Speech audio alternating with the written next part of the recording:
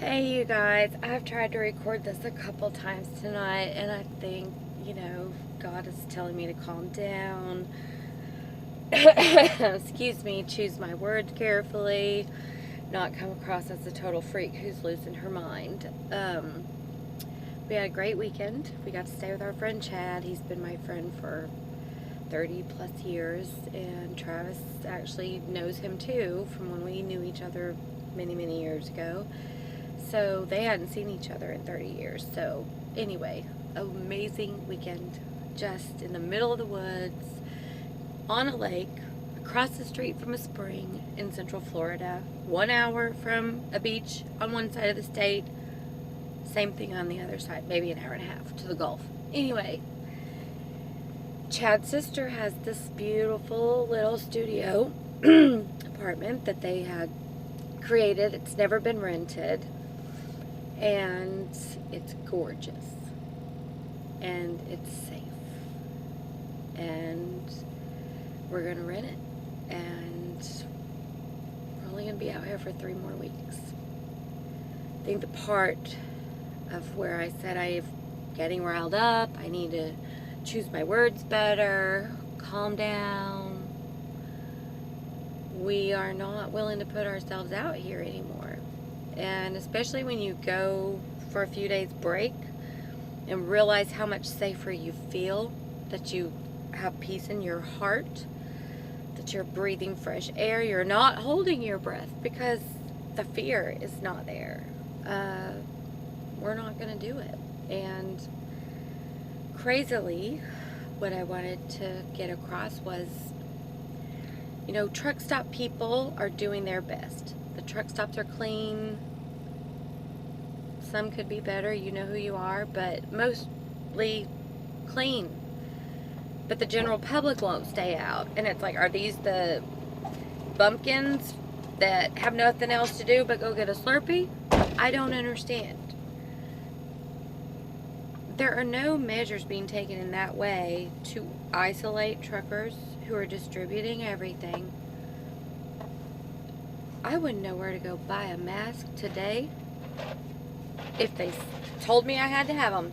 Quite frankly, they should be passing them out at the truck stops. They should be offering, checks for truckers at way stations and truck stops.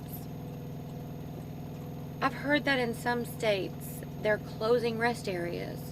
Where are these men supposed to go? Men and women, by the way. There's a lot of women out here that do this by themselves. And kudos, sisters, because I got you.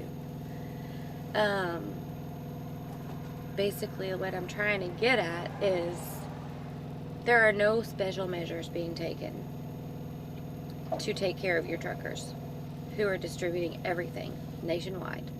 I haven't seen a special thing yet. We are not allowed to refill our glasses in the truck stop. We stopped doing that a month and a half ago. I did.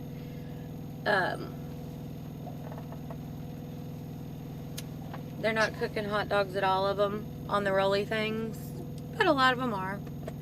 State to state, it's all different. Everybody's kind of finally cluing in. Maybe. We had excuse me. I've had some Chardonnay this evening. We had a load of toilet paper before we went on our break. It was set to deliver on Monday. We were leaving on our break on Thursday. Well, we had a set delivery time at Georgia Pacific, which is pretty high security usually. So we sat on that load all weekend, and I thought, well, these people don't need this toilet paper very bad. So we go back to work on Monday, and we get chewed out for having sat on this load all weekend. But then guess what? We went to Georgia Pacific. We were supposed to drop this full trailer, pick up an empty trailer that's already there, and leave. It took 9.5 hours to do that. We were turned away twice and told to go back to town for 2 to 4 hours. And y'all, I'm not catching coronavirus. I've been smoking too much. That's my honest truth right here. Yeah. Anyway, I just want to share where we're at, why we're leaving the road, And to encourage all of you to maybe reach out to your local political figures that are in charge of distribution, because we are not the only people out here that don't feel protected. We're meeting new truckers every day that are saying they're going home. We started meeting truckers about 2 weeks ago that said, I'm going home for 14 days. Well, now guess what? They're staying there. Today was the very first day, no, yesterday was, when we got on I-75 coming out of the country. Back on that main interstate. There are not even as many semis out there. And today we stopped at a major truck stop on I-10 that we stop at all the time.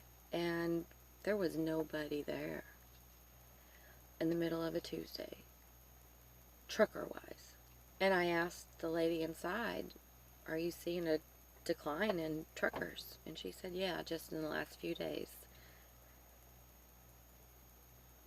I don't think all the truckers getting sick, but I don't think anybody's doing anything to make sure that they don't. So unless you make these people distributing goods feel safe, they're going to go home. And then what is everybody going to do? That's just my reality from the road tonight. And I'm sorry that it's not a great one. I would love to tell you all about this darling little place that we're going to get, and I'll tell you that later. But for the next 3 weeks while we're still out here, I'm going to let you know what's going on. And right now, we're one of the few, and I would love to promise you that we're going to finish out 3 weeks. But if we can work out our logistics before that, we probably won't. I love you guys. I know you're frustrated as hell being at home. We're frustrated as hell being out here. Much love. Don't touch your face.